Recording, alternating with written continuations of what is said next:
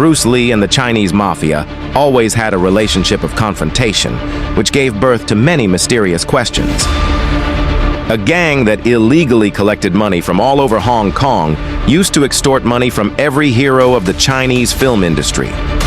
Bruce Lee clearly refused to give money to this gang, which became the fundamental reason for the hostility between them. The mafia feared that because of such an actor, their hold over Hong Kong might come to an end. And then Bruce Lee's death was carried out in such a secretive manner and in such a way that the world did not even become suspicious.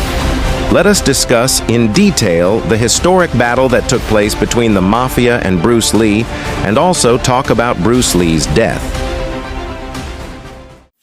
Bruce Lee's rise was not merely a chapter in the world of martial arts, it was the story of a courage that shook the foundations of an outdated system. Hong Kong of the 1960s appeared to be moving forward on the path of progress, yet behind the colorful curtains of its film industry lay a dark reality. The camera only showed what powerful circles wanted it to show, and loyalty was valued more than talent. When Bruce Lee's fame crossed borders, he unknowingly moved closer to a swamp where even stepping in meant inviting danger. His story escaped the cinema screen and echoed through streets and halls of power, because this was not just acting, it was open resistance. History bears witness that when someone breaks the silence, enemies are born automatically.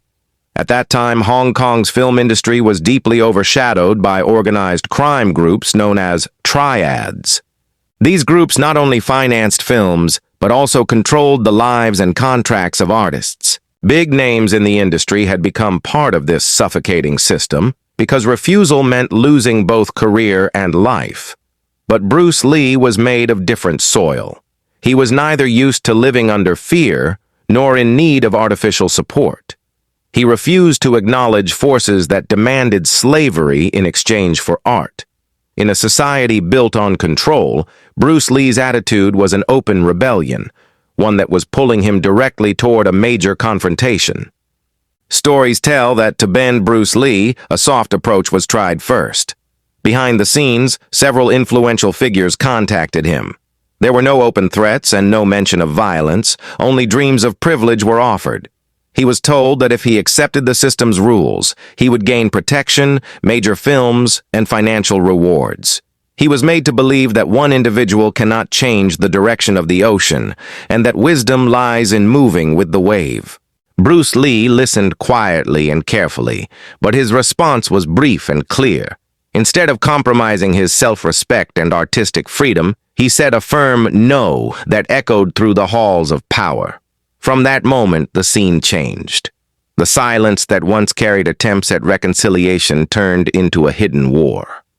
No chaos followed those meetings, but silent decisions were made, and their effects soon became visible. Paths suddenly began to close for Bruce Lee, and film contracts started gathering dust in offices.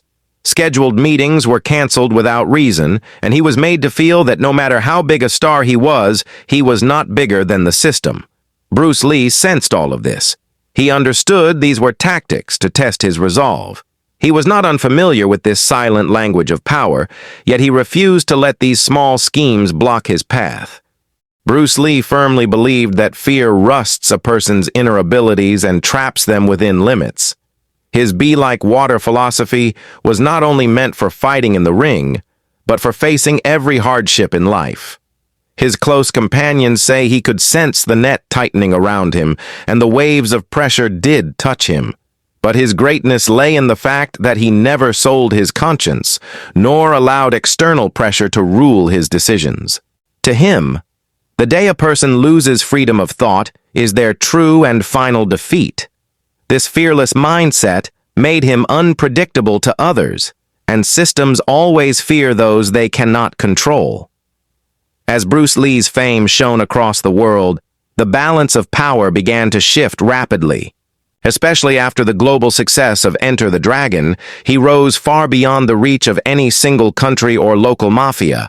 He had become an international icon, protected not by bodyguards, but by the eyes of millions of admirers. When a person reaches such global prominence, plotting against them or removing them from the scene becomes extremely difficult. At that time, Bruce Lee seemed invincible, with no limits to his success. Yet history repeatedly teaches us that storms often change direction suddenly at the peak of greatness. Then came that evening in 1973 that stunned the entire world. The news of Bruce Lee's sudden death struck like lightning. A man who symbolized physical fitness left the world silently at just 32 years of age. The official medical report cited cerebral edema as the cause of death and closed the case. But countless questions arose in the public's mind. How could such a powerful man collapse so suddenly? Those questions still linger in the air, and over time, layers of mystery have continued to deepen around his story. With every passing day, Bruce Lee's death became less of an accident and more of an unresolved riddle. As time passed, new theories and speculations kept emerging. Some blamed extreme exhaustion and work pressure, while others pointed to the side effects of medication. There were still those who spoke of shadowy forces angered by Bruce Lee's independence and eager to remove him. However, the truth is that even after decades, no solid evidence or witness of an organized conspiracy has ever surfaced. Medically, his death can be explained and doctors have their arguments. Yet for his admirers, the loss still feels emotionally incomplete, as if a great secret remains hidden behind the curtains. If we examine the situation impartially, a thin line appears between fact and assumption. There is no documented proof that criminal groups directly played a role in his death. But it is also undeniable that Bruce Lee lived in an environment where silent powers were always active. Through his individuality and art, he challenged a system that sought to enslave every individual. His greatest achievement was choosing freedom over control, regardless of the cost. This very struggle transformed his life into legend and his death into an immortal tale. In the end, when we reflect on Bruce Lee's life, his legacy matters more than the questions surrounding his death. Did he ever retreat in fear of his enemies? The answer is a resounding no. Did he ever sell his self-respect? History testifies that he never bowed. He did not lose. He reached a place from which there is no return. Because he became more than a man, he became an idea. He taught people that chains are not only on hands, but in minds, and breaking them is the true victory. Bruce Lee still lives because ideas never die. They become waves in the ocean of time, forever moving across the chest of history.